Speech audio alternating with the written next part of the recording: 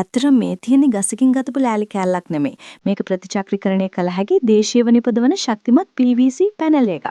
ඉතින් මේ පෙන්වන්න හදන්නේ අපිට හුස්ම දෙන තුරුලතා ටික බේරගෙන අපි තවත් නිවසක් ඇතුළට දැවමයි නිමාවක් එක් කරපු හැටි. මේ උඩ තට්ටුවේ තමයි වැඩේ කරන්න තියෙන්නේ. එන්නකෝ මාත් එක්ක ඔයාලට පෙන්නන්න අපි කොහොමද ඒක කලේ කියලා. මුලින්ම බලන්නකෝ සිවිලිම ගහන්න කලින් තිබුණ විදිහ. මේ හැම කාමරයකටම වැඩි විචූරණ නැති ලී පෙනුමක් තමයි ගෙදර අයිති මහත්මයා ඉල්ලුවේ.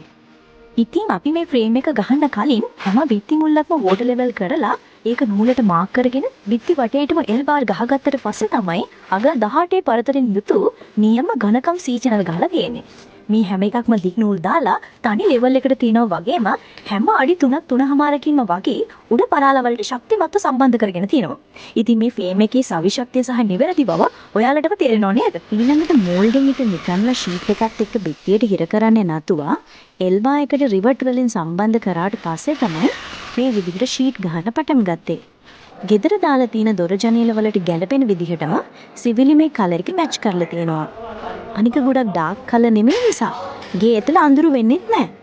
අපි හැමදමත් උත්සාහ කරන්නේ පාරිභෝගිකයාගෙන් අපි අය කරන මුදලට උපරිම සාධාරණයක් කරන්න. හැම ගනුදෙනුවක් අවසානයේම ඒ අයගේ මුහුණෙන් සැබෑ වටිනාකමක් දකින්න. දැන් බලන්නකෝ වැඩේ ෆිනිෂින් එක.